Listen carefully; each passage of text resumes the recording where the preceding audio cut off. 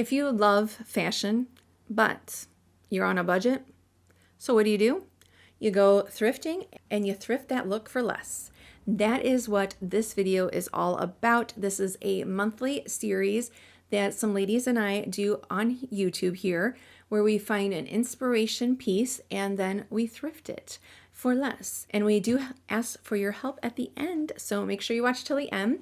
First off, let me talk about my inspiration piece, then I'm going to talk more about the host and co-host, and then we'll go to my thrifted outfit. It is cold right now here in Illinois, so my inspiration piece is this black muff. This is a fox fur muff. It's made in Canada. It is from Sydney Gitterman Furs, and the retail value of $595.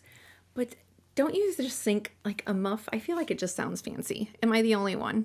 Muffs became popular actually in the 1500s, and it is thought that it was made out of necessity, because before this, the dresses that were popular at the time had really long sleeves, and so they were heavy, so it would keep you warm. Well, then those long sleeves went out of style, so it is said that then they needed something to keep their hands warm. Now, in the pictures, the paintings and stuff from that time, it looks like the muffs were more made from silk with fur trim instead of what we think of today with them being completely fur. By the 18th century is when furs were becoming popular, and it was seen as a status symbol to have your muff made out of fur. And at this time, it was mostly fox and minks that were popular. Now, during the jazz era is when we saw fur coats becoming popular. So women, we saw getting away from the muffs because they could just simply keep their hands warm in their pockets. But the muff did make a comeback after the war, and that was because fur coats were less available, and you needed less fur, obviously, to make a muff rather than a fur coat. But then, as time went on, they did become less popular just because it's kind of impractical. I mean, yeah, it is kind of impractical. That's why I feel like it's more of like a fancy thing to have it, because it's not practical. So now let's talk a little bit more about this specific challenge.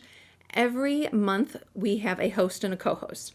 Our host for the Thrift for Less challenge is always Barbara from Age is Just a Number with Barbara Jean. She is a professional stylist, and she does beauty, fashion, all kinds of good makeup and stuff over on her channel, so make sure you go and watch her as well. By the way, both her and the co-host channels will be linked down in the show notes below the video, and also the playlist of everyone else that is participating in this month's challenge. For our co-host, it is Anne with Anne's Amazing Adventures. She uploads a lot of videos on makeup, and she does fun kind of like challenge type things. Like she did 80s makeup through the centuries. She's talked about 70s inspired makeup. She's done makeup looks based on color, like based on pink and based on green. So just a lot of fun things over on her channel as well. So I hope that you will go check out everyone after this video. And if you are a returning viewer of mine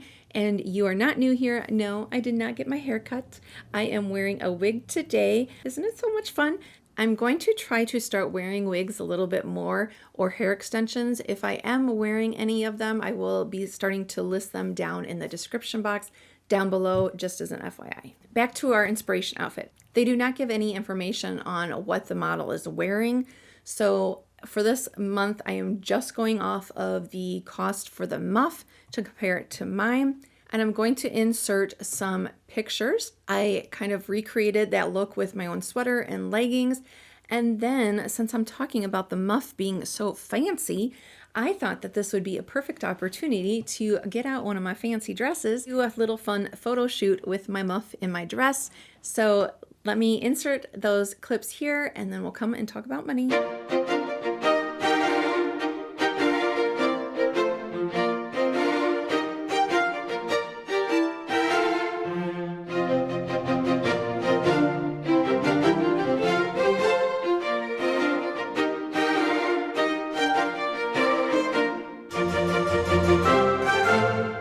So what did you think about those outfits? The muff I've had for years.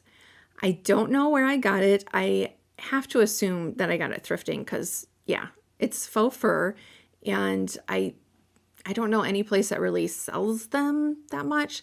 So I know I got it thrifting, so it had to be pretty cheap. I've had it sitting in my closet for a long time, and I always think, like, when I see it every year, like, oh, I should just use it.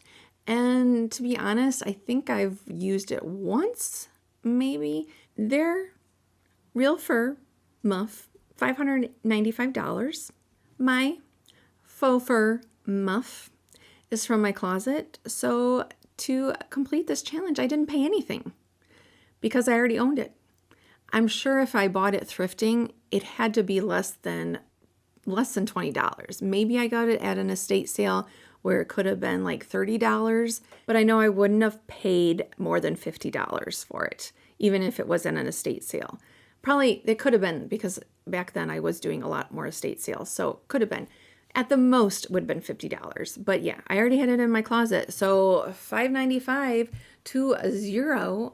What do you think? This is where I need your help. If you could rank me on how well you think I captured the inspiration, the vibe of the look. I will put up both pictures up here so you can do a side-by-side comparison, and yeah, rate me. What do you think? And I'd love to know what your thoughts are about muffs in general.